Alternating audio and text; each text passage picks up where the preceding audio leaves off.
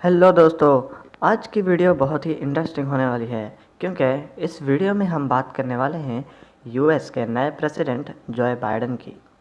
इनकी लाइफ बहुत सारी दुखों और परेशानियों से भरी पड़ी है। वो ये साबित कर चुके हैं कि कोई भी अगर मेहनत से और लगन से काम करता है तो उसे कामयाबी ज़रूर मिलती है। इनकी कहानी की शुरुआत हुई थी 20 नवंबर 1942 में। ये पेंसिल्वेनिया स्क्रैंटन शहर में पैदा हुए थे।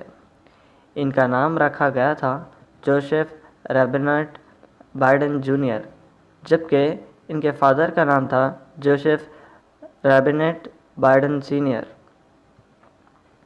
इनकी फैमिली में उनके 2 भाई और एक बहन भी थी। बाइडेन चारों में से सबसे बड़े थे। इनकी फैमिली ना ही ज़्यादा पैसे वाली और ना ही गरीब थी, बल्कि इनकी फैमिली अपर मिडिल क्लास को बिलोंग करती थी। इनके फादर एक बिजनेसमैन थे जो ऑयल का बिज़नेस करते थे।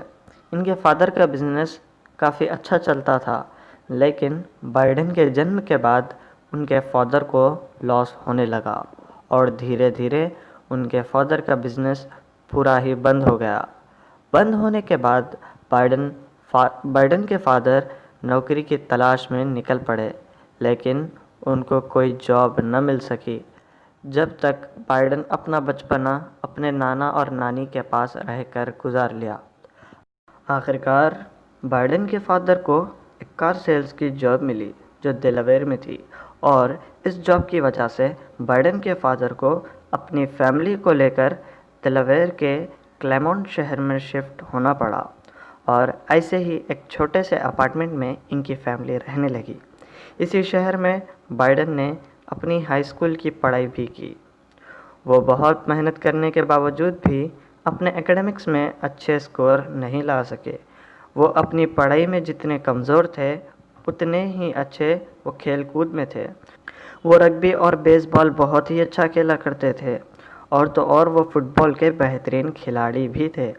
इनके अंदर बहुत सारे लीडर क्वालिटीज़ भी थे, इसलिए इन्हें क्लास का प्रेसिडेंट भी बनाया गया था। और उसी वक्त इन्होंने ये सोच लिया कि आज क्लास का प्रेसिडेंट कल के दिन कंट्री का प्रेसिडेंट भी हो सकता है। इनको स्पीच देने का भी बहुत शौक़ था। इनके हकलाने की वजह से वो अपनी स्पीच भी अच्छे से नहीं दे पाते। जब ये बड़े बड़े लीडर्स के स्पीच सुनते तो इनके अंदर भी स्पीच देने की इच्छा पैदा होती, लेकिन जब ये स्पीच देते तो लोग इनकी स्पीच के दौरान ही इनका मजाक उड़ाने लगते। इनको स्पीच ही नहीं बल्कि नॉर्मल सी बात करने में भी बहुत ज़्यादा समय लगता। इसी कारण स्कूल में इनका मजाक बनाया जाता।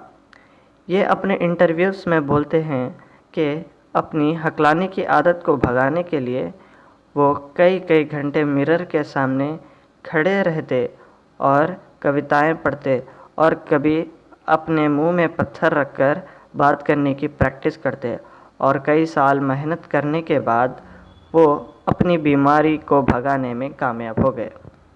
1961 में इन्होंने अपनी हाई स्कूल की पढ़ाई पूरी कर ली, और जब तक उनके फादर का काम भी काफ़ी स्टेबल हो गया था, और उनके फादर वेलमिंगटन शहर में एक घर खरीदने लगे, जिसके कारण उनकी फैमिली क्लेमेंटन से वेलमिंगटन में शिफ्ट हो गई थी।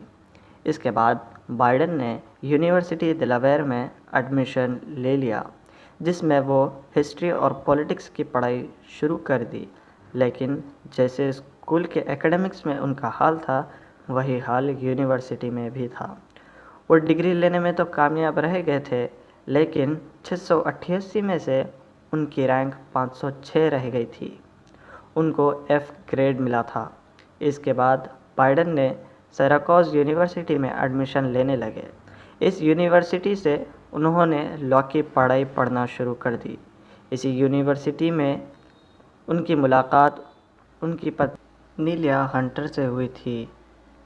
पढ़ाई पूरी होने से पहले ही दोनों ने शादी कर ली, और 1968 में बाइडेन ने लॉ की डिग्री तो हासिल कर ली थी, लेकिन इस बार भी वो नीचे से ही टॉप आए थे।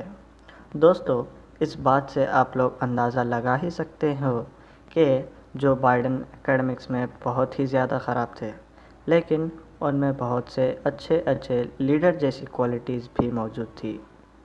वो ख़ुद भी अपनी क्वालिटीज़ को बहुत अच्छी तरीके से जानते थे, इसलिए उन्होंने पॉलिटिक्स को ही अपना फ्यूचर बना लिया। 2 साल बाद 1970 में उनको काउंटी काउंसिल के लिए चुन लिया गया, जिसकी सेवा वो 2 साल तक करते रहे और साथ साथ वो अपने लॉ की पढ़ाई भी करते रहे। उस समय लोग उनके काम और उनके लीडिंग क्वालिटीज़ को देखने लगे थे। लोग उनको ये सुझाव दिया कि उनको अगले सीनेट की चुनाव भी लड़ना चाहिए और बाइडन ने लोगों की बात मानकर अगले सीनेट के चुनाव की तैयारी शुरू कर दी। लेकिन चुनाव से पहले ही कुछ ऐसी घटना हुई कि जिसके कारण जोए को बहुत डिप्रेशन में रहना पड़ा। 18 दिसंबर 1972 के दिन इनकी पत्नी नीलिया और इनकी 1 साल की लड़की दोनों की एक्सीडेंट में मौत हो गई। इनके 2 बेटों को भी बहुत ज़्यादा चोट लगी थी। इसी घटना से वो पूरी तरह टूट गए और वो ये डिसाइड कर लिए कि कुछ समय के लिए वो पॉलिटिक्स को छोड़कर अपने बच्चों की परवरिश पर ध्यान देंगे। लेकिन उनको माइक बहुत समझाने लगे कि उनको इस चुनाव से पीछे नहीं हटना है और आखिरकार वो माइक की बात को मान गए और चुनाव लड़ने लगे और वो 30 साल की उम्र में ही यूएस के 6वें यंगेस्ट सीनेटर बन गए। 1973 से लेकर 2009 तक उसी सीनेटर के पद पर जमे रहे। सीनेटर रहते हुए उन्होंने लोगों को बहुत ही प्रभावित किया। ये लोगों की समस्याओं पर ज़्यादा ध्यान देते थे। इसी चीज़ का इनाम इन्हें 2009 में मिला जब बराक ओबामा ने इन्हें वाइस प्रेसिडेंट का पद दिया। इसी तरह ये अमेरिका के 47वें वाइस प्रेसिडेंट बन गए। ओबामा और बाइडन काफ़ी करीबी दोस्त माने जाते हैं। 2020 के इलेक्शंस में भी ओबामा बाइडन के कैंपेनिंग में नज़र आए।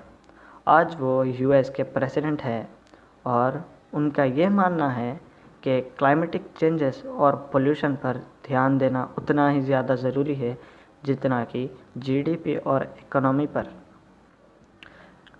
वो आज के लिए एक ज़िंदा मिसाल हैं। उन्होंने यह साबित कर दिखाया कि इंसान जिसको पढ़ाई अच्छे से ना आती हो और जिसको बात भी अच्छे से करना ना आता हो, लेकिन मेहनत करने पर वो यूएस का प्रेसिडेंट भी बन सकता है। आज की ये वीडियो आपको कैसी लगी? अगर अच्छी लगी तो लाइक करना मत भूलिएगा। धन्यवाद।